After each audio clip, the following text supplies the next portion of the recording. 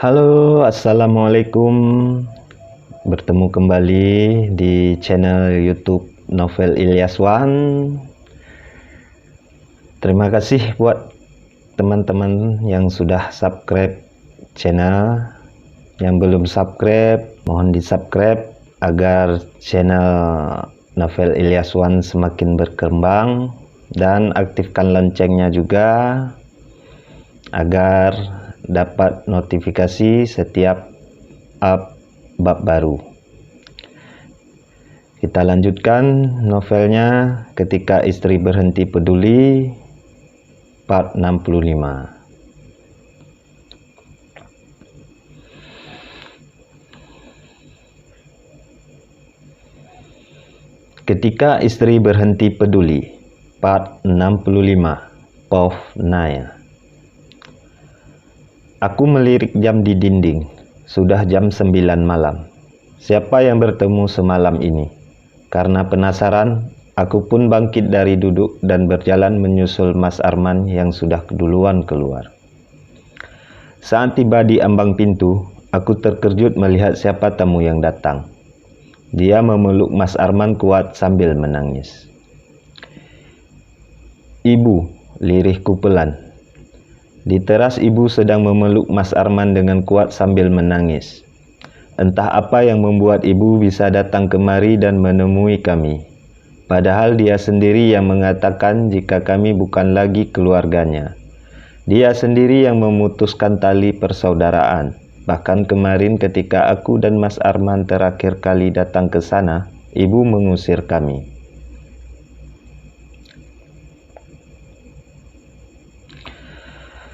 Aku berjalan mendekati Mas Arman dan ibu. Melihatku datang, ibu langsung melepaskan pelukannya dan menatapku tajam. Aku melipat tangan di depan dada, tidak menanyakan apapun. "Ibu ngapain ke sini?"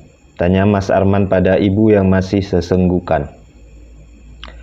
Entah itu air mata palsu atau bukan, tapi yang jelas aku sudah tidak percaya lagi dengan semua tingkah mereka. "Tolong, Ibu."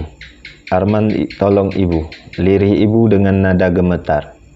Dia bahkan menggigit ibu jarinya sendiri, tanda jika dia sedang gugup. Matanya juga melirik ke kanan dan ke kiri. Dia gelisah. "Tolong apa? Ibu kesini sama siapa?" tanya Mas Arman lagi. Dia celingukan mencari bersama siapa ibu kesini.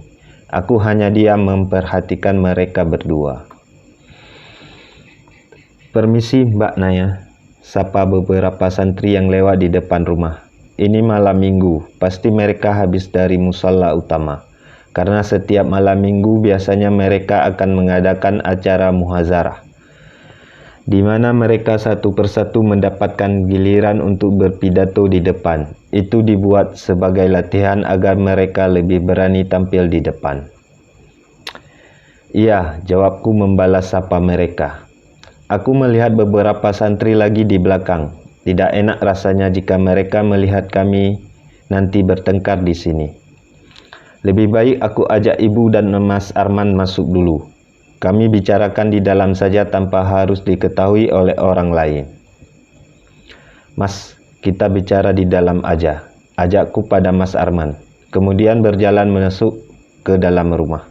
Aku lihat Mas Arman mengikuti langkahku. Begitu juga dengan ibu. Mereka masuk ke dalam rumah kemudian duduk di tempat kami duduk tadi. Abi dan Umi terlihat terkejut dengan kehadiran ibu yang tiba-tiba. Mereka sedikit tertegun karena melihatku yang menyuruh ibu untuk masuk ke dalam rumah. "Naya, Ibu Arman?" tanya Umi sedikit berbisik. Aku hanya menjawabnya dengan anggukan kepala, lalu menyuruh ibu duduk di dekat Mas Arman, sedangkan aku ke dapur untuk membuatkan teh hangat. Karena suasana di luar sangat dingin, bagaimanapun ibu tamu malam ini. "Diminum," ucapku pelan lalu meletakkan cangkir teh hangat di depan ibu. Lalu aku kembali duduk di samping Umi. Ibu terlihat langsung mengambil gelas itu dan meminumnya hingga tandas.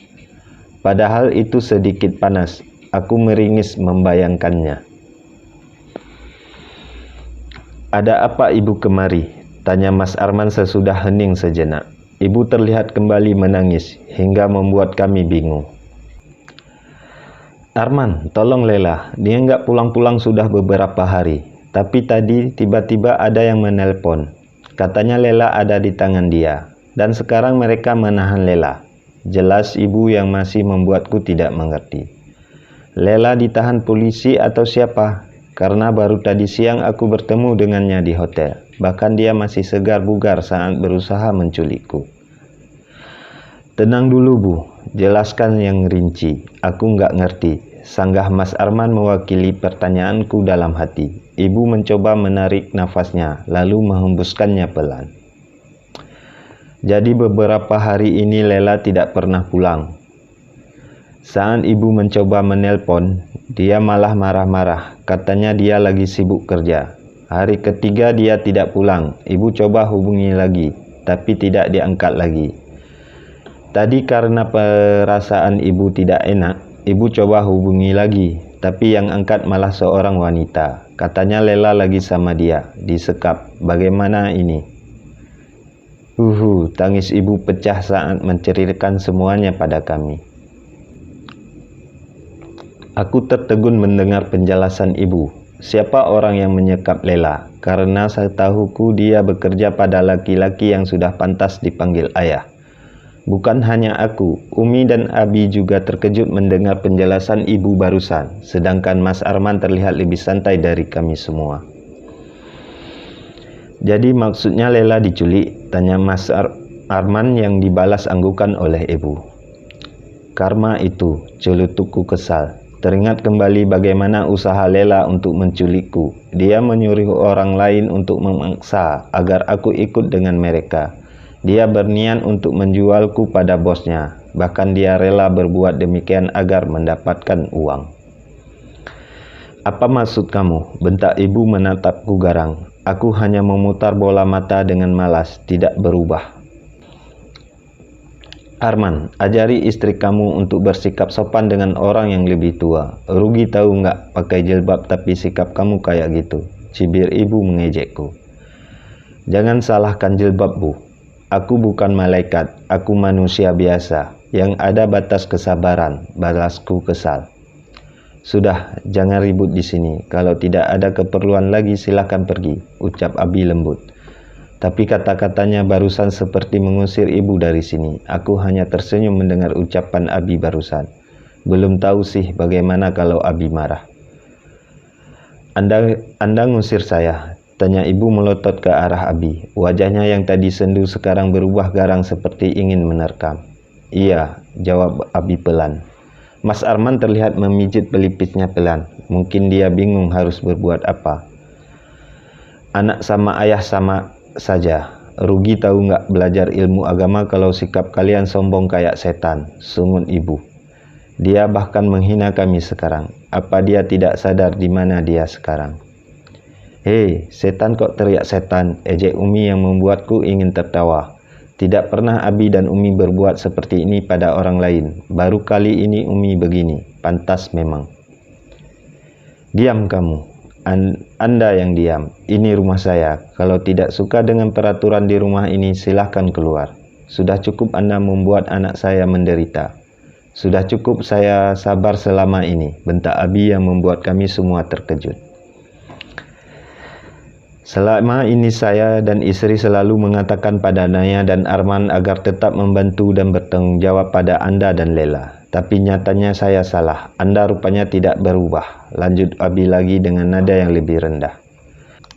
"Kalau tidak mau anak Anda menderita, kenapa membiarkan dia menikah dengan anak saya, Arman? Kan dari dulu saya sudah bilang kalau mereka tidak pantas bersama," balas ibu berapi-api. "Cukup Bu, benar kata Abi. Kalau ibu tidak ada keperluan apa-apa lagi sebaiknya ibu pulang," bentak Mas Arman. Ibu tercengang melihat Mas Arman kembali membentaknya. "Tapi Arman, tolong Lela, dia butuh kita sekarang. Kalau kita tidak menjemputnya, dia bakalan menjadi budak mereka di sana." Lirih ibu kembali menangis. "Arman sudah jengah Bu. Kemarin waktu Arman ke sana dan menanyakan keberadaan Lela, ibu malah menyembunyikan Lela yang bekerja sebagai wanita penghibur. Sekarang kalau sudah kejadian seperti ini, baru ibu datang. Jangan begitu Arman. Bagaimanapun dia tetap adik kamu. Walaupun ibu bukan ibu kandung kamu, tapi dia satu darah sama kamu. Dalih ibu yang kembali membuat Mas Arman diam. Abi dan Umi juga ikutan diam. Karena Mas Arman memang masih bertanggung jawab atas hidup Lela. Pertanggungjawaban sebagai wali itu tidak mudah. Semua perbuatan Lela di dunia bisa jadi menjadi beban Mas Arman untuk masuk surga kelak di akhirat. Karena wanita yang sudah menikah itu yang bertanggung jawab adalah suaminya. Tapi setelah dia diceraikan, maka hak wali kembali ke ayahnya. Jika ayahnya sudah tidak ada, maka saudara laki-lakinya yang bertanggung jawab. Sekarang Lela di mana? Tanya Mas Arman. Dia disekap sama istri laki-laki itu. Mungkin dia marah karena suaminya main gila sama Lela. Padahal itu kan tidak sepenuhnya salah Lela. Jelas ibu yang kembali menangis tergugu. Dia disiksa di sana, Man. Tadi ketika ditelepon dia teriak-teriak minta tolong. Ibu nggak sanggup mendengarnya. Ibu terisak. Aku dan Umi saling pandang. Jika sudah begini aku jadi bingung harus berbuat apa. Sebenarnya Arman mau nolong. Tapi kalau mengingat sikap Lela tadi siang pada Naya, Arman jadi ragu. Mas Arman menjawab sangat santai. Aku tidak ingin ikut campur lagi. Sekarang semua keputusan ada di tangan Mas Arman. Aku akan mendukung apapun yang dia lakukan. Memangnya kesalahan apa yang sudah Lela lakukan pada istri kamu itu? Tidak bisakah dia mengerti kalau Lela sedang dalam bahaya? Imbuh ibu sambil memegang tangan Mas Arman. Dia masih saja menangis. Kesalahannya fatal, Bu. Mungkin Naya bisa memaafkannya, tapi aku tidak, tegas Mas Arman sambil memejamkan mata. Dia berusaha menculik Naya untuk menjadi pemuas nafsu laki-laki hidung belang. Dan sekarang sepertinya Lela pantas mendapatkan karmanya. Lanjut Mas Arman lagi sambil meremas kedua tangannya. Aku tahu sebenarnya Mas Arman juga tidak tega jika membiarkan Lela harus menderita di tangan orang lain. Mengingat bagaimana kejamnya perlakuan istri sah jika sudah menemukan pelakor, pasti Lela sangat disiksa sekarang. Tega kamu Arman, kamu nggak kasihan sama Lela. Dia butuh kamu. Lagian buktinya sekarang kan istri kamu masih baik-baik. Dia tidak terluka kan? Bisa saja dia bohong dan mengarang cerita agar kamu semakin membenci kami. Ibu kembali menyalahkan aku. Sungguh kejam sekali mulut ibu. Aku tidak bohong, Bu. Lagian ada saksi mata kok yang melihat kejadian itu. Aku berusaha membela diri. Jika ibu memang tidak percaya, aku akan bawa Pak Putra ke hadapannya agar dia mendengar semuanya sendiri. Halah, senang kan kamu sekarang karena kamu sudah berhasil membuat Arman membenci keluarganya sendiri. Dasar wanita iblis, maki ibu dengan suara lantang. Cukup, keluar sekarang dari rumah saya. Arman, bawa wanita ini keluar, teriak Abi yang kembali membuat kami terkejut. Mas Arman hanya mengangguk mengerti, kemudian menarik tangan ibu. Ayo Bu, sebaiknya ibu pulang saja, karena ini sudah malam, ajak Mas Arman pada ibu. Kamu ngusir ibu, Man? Kamu nggak mau ikut ibu untuk menolong Lela? Tanya ibu dengan suara bergetar. Maaf Bu, aku nggak bisa, hatiku terlanjur mati. Sebaiknya ibu pulang, aku antar sampai ke depan, jawab Mas Arman lagi yang membuat ibu semakin murka. Tidak perlu, saya bisa keluar sendiri. Menyesal saya sudah membesarkan kamu. Tahu begini seharusnya kamu mati saja sejak kecil, maki ibu yang membuat dadaku sesak. Mulut ibu pedas sekali, pantas saja tidak ada satu orang pun yang suka padanya. Bahkan semua tetangga tidak ada yang akur dengannya. Ibu menghentakkan kakinya di lantai, kemudian melenggang keluar dari rumah, diikuti oleh Mas Arman yang mengejar ibu. Sedangkan Abi langsung masuk ke dalam diantar oleh Umi. Karena sejak tadi memang Abi sedang tidak enak badan. Bagaimana keadaan Lela sekarang di tangan wanita itu ya?